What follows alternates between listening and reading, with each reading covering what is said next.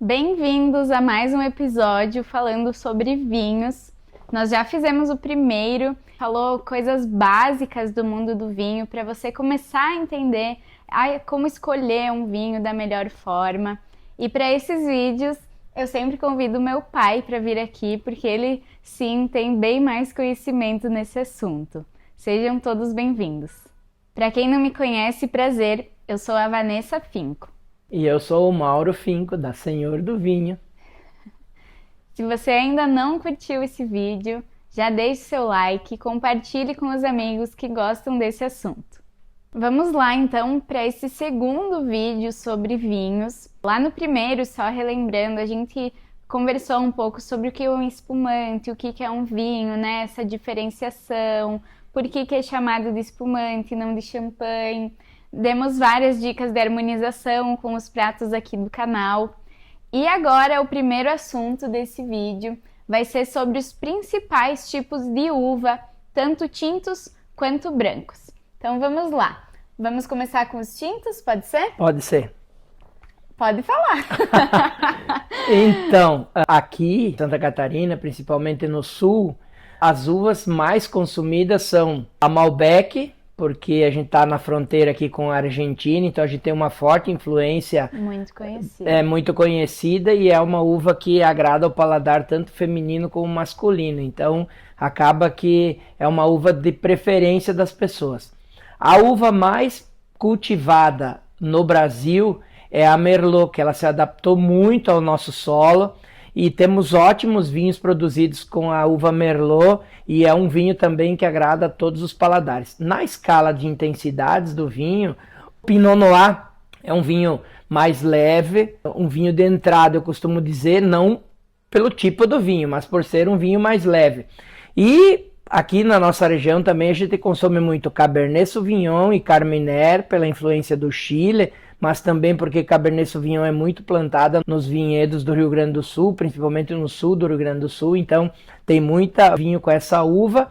E a Taná, por ter uma influência direta do Uruguai, que é nosso país vizinho, e também porque aqui a gente consome muito churrasco, muita carne vermelha, e a Taná combina super bem com essa comida. Então, se eu pudesse assim dizer, a uva mais consumida e mais conhecida aqui na nossa região é a Malbec.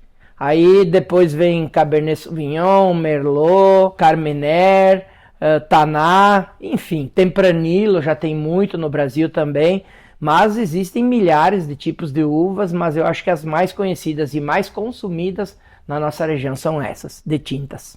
E qual é a sua preferida, assim? Você tem alguma uva preferida? Eu sou muito eclético e eu gosto muito de harmonizar o vinho com aquilo que a gente está comendo. Então, por exemplo, eu acho que um taná com um churrasco aqui na nossa região, uma costela bem gorda, assim, combina muito bem.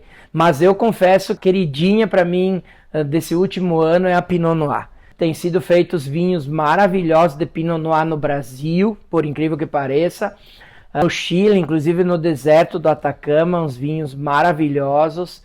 A própria Argentina fazendo Pinot Noirs fora da curva. E os franceses não vamos nem falar, né? Porque daí a gente tá nos prêmios dos vinhos mundiais. E o francês realmente sabe fazer Pinot Noir muito bom. E a prova é que a região da Borgonha tem os Pinot Noir mais famosos e mais caros do mundo. E aí eu acho que isso tem uma influência bastante grande naquilo que a gente acaba tomando. Mas a gente está tomando vinhos muito bons de Pinot Noir e eu estou bem apaixonado por essa casta em específico nesse momento que eu estou curtindo de vinho. Adorei. E lembrando, né, que lá na Senhor do Vinho, tudo isso que a gente está falando aqui, você vai encontrar rótulos de todas essas uvas. Todas, tem muitos para todos os gostos. É isso aí. Vamos agora para as uvas brancas. E eu vou começar falando uma que é a que eu mais gosto, que é a uva Pinot Grigio. Você pode complementar com as outras agora. Na verdade, olha só, Pinot Grigio caiu no paladar do consumidor brasileiro. Você tinha um pouco de preconceito com esse vinho, né? Originário, essa uva é lá da Sicília, na Itália. Mas agora está sendo plantada em vários países, inclusive no Brasil. O Brasil está fazendo vinhos maravilhosos com a Pinot Grigio. E por incrível que pareça, o vinho campeão de vendas lá na Senhor do Vinho dos brancos É um argentino feito de Pinot Grigio. Caiu no gosto das pessoas e a gente vende muito esse vinho. Mas ainda no Brasil, o maior consumo de brancos está com a uva Chardonnay. Até porque é a uva mais plantada no Brasil para brancos, né, para vinhos brancos. Então as pessoas têm muita vontade de tomar esse vinho. É um vinho bom, muito frutado, né, um vinho fresco, bom de beber. E um outro vinho que no Brasil tem muito é o Sauvignon Blanc. Um vinho com um toque de maracujá. Quando você toma o vinho, você sente muito essa característica do maracujá. É um vinho leve para o verão. Então essa época é a época ideal para você tomar um Sauvignon Blanc na beira da piscina ou na praia, numa reunião com amigos, comendo um prato de comida assim bem leve. Eu acho que cabe muito bem. Tá aparecendo muitos outros vinhos aqui no Brasil brancos e que as pessoas têm gostado muito. Viognier é uma uva bem legal que está fazendo vinhos maravilhosos. Gewürztraminer também. Temos um Gewürztraminer da Valduga muito bem feito. Muito bom, eu gosto. Que é um vinho espetacular, de mínima intervenção, bom vinho. Tá aparecendo muito Riesling no Brasil, que era uma uva pouco cultivada aqui e acabaram encontrando alguns terroirs espalhados pelo Brasil, então está sendo produzido muito branco de Riesling. Eu acho que basicamente essas. Mas o queridinho do brasileiro ainda continua sendo o Chardonnay. E em segundo lugar eu diria que o Sauvignon Blanc. E aqui na nossa região o Pinot Grigio caiu nas graças das pessoas. Você falou em terroir. O que é isso? Explica pra gente. Terroir é a área de terra onde está plantado as videiras para a produção de vinhos. Normalmente esse terroir ele é selecionado para ter um tipo de vinho em cada terroir. Então eles escolhem esse terroir e determinam aqui o que mais vai se adaptar vai ser a uva Chardonnay. E plantam um Chardonnay, ou aqui vai ser Cabernet Sauvignon, aqui vai ser Merlot. Eles acabam preparando o solo para aquela determinada uva, né? E não somente o solo, né? Tem muito a ver com insolação, período de frio, período de calor, porque tem toda uma combinação de características que precisam acontecer durante a safra para que a uva saia dentro das melhores qualidades para poder fazer o melhor vinho. Para quem é aqui do sul, aproveitem muitas vinícolas aqui próximas das nossas cidades e que é muito legal ir para lá, visitar as vinícolas, entender um pouquinho desse processo.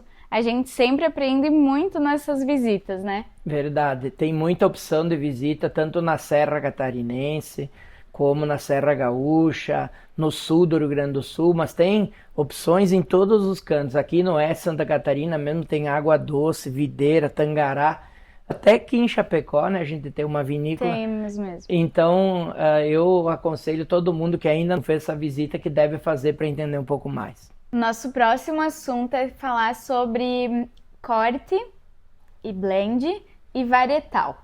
Explica o que é isso, porque no outro vídeo a gente prometeu que ia falar isso, então vamos lá.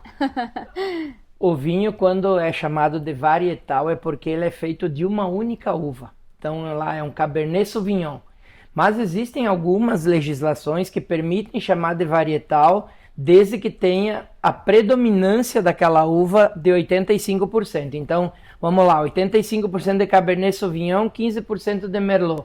Pode chamar um varietal de Cabernet Sauvignon, mas depende da legislação específica de cada lugar. Tem lugares que aceitam isso, tem lugares que não aceitam, tem lugares que o percentual é maior ou menor, mas varietal, na grande maioria das vezes, é o vinho produzido com uma única uva. Já o blend, o corte, é produzido com várias uvas. Então, se você pegar no contrarótulo das garrafas, você vai encontrar lá escrito 30% de Malbec, 30% de Taná, 30% de Petit Verdot, para formar o 100% daquele vinho. E isso vai muito da mão do enólogo, ele que decide quanto vai colocar cada um desses vinhos depois de prontos. Eles têm que ter basicamente uma característica, né? Às vezes existem alguns cortes que são feitos, por exemplo, eu pego um Cabernet Sauvignon produzido em 2018 e junto com um Cabernet Sauvignon produzido em 2020. Vai dar um vinho que... Duas safras. Duas safras diferentes. Então vai ser um corte de de 2 vinhos de safras diferentes, que vai dar toda uma característica para aquele vinho. Sim, não necessariamente são 2 uvas, mas de épocas diferentes. Então, por exemplo, quando você vê lá no rótulo Malbec, Malbec é porque são 2 safras diferentes de Malbec ou 2 terroirs diferentes. O argentino costuma fazer muito disso, até o Valmarino aqui do Brasil faz muito disso também.